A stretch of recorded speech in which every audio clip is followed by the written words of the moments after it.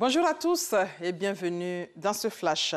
Le 7e forum des jeunes du Conseil économique et social des Nations Unies se tient à New York. Le rôle des jeunes dans la construction de la communauté rurale et urbaine est au centre des débats. La Côte d'Ivoire est présente à cette rencontre. Emmanuel Niamé est notre envoyé spécial sur place à New York. Regardez. Siège des Nations Unies à New York, l'institution abrite le 7e forum du Conseil économique et social de l'ONU. Invités à cette rencontre de haut niveau, les ministres en charge de la jeunesse des différents gouvernements membres de l'institution, les représentants du Conseil des jeunes et des institutions travaillant pour les jeunes. Au centre des échanges, le rôle des jeunes dans la construction de communautés rurales et urbaines durables et résilientes. Parce que l'institution a décidé que désormais les jeunes prennent une part active au débat qui touche à leur avenir. Ainsi donc, ils sont venus en grand nombre des différents pays pour faire entendre leur voix. En phase 2, pour cette cérémonie d'ouverture, la présidente du Conseil économique et social de l'ONU, Marie Chatardova, le président de l'Assemblée générale de l'ONU, Miroslav Lajčák, et la représentante du secrétaire général des Nations Unies pour la jeunesse. Ils n'ont pas manqué de féliciter les jeunes pour cette forte mobilisation qui traduit leur engagement à œuvrer pour mettre fin aux maux qui minent nos sociétés.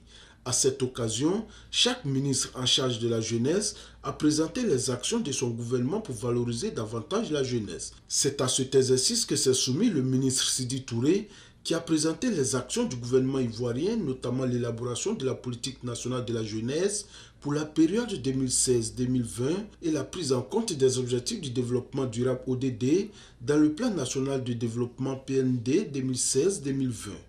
Le 7e forum des jeunes de l'ECOSOC 2018 auquel la Côte d'Ivoire participe est l'occasion pour les jeunes de partager leurs perspectives et de s'engager dans la mise en œuvre de l'agenda 2030 du programme de développement durable, d'identifier des voies et moyens pour aider les jeunes à surmonter les défis auxquels ils sont confrontés et de fournir aux États membres de l'ONU un moyen de rendre compte de leurs progrès nationaux dans le tableau de bord des jeunes sur les ODD.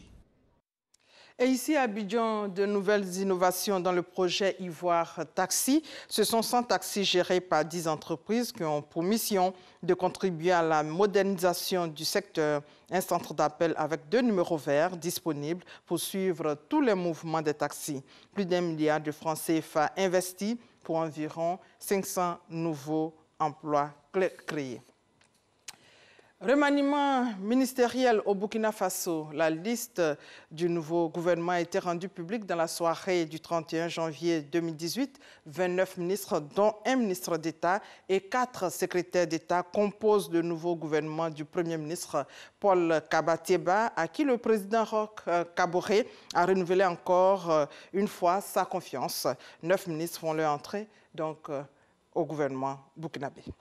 Au Nigeria, au moins 14 personnes ont été tuées dans des violences entre éleveurs, peuls et agriculteurs dans le centre du Nigeria.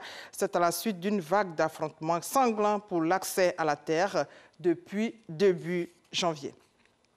En République démocratique du Congo, l'opposition congolaise et l'Église catholique à couteau tiré avec le président Joseph Kabila rendent jeudi à Kinshasa donc un hommage à l'opposant historique Étienne Tshisekedi, dont les futurs obsèques et l'héritage politique avivent la crise congolaise.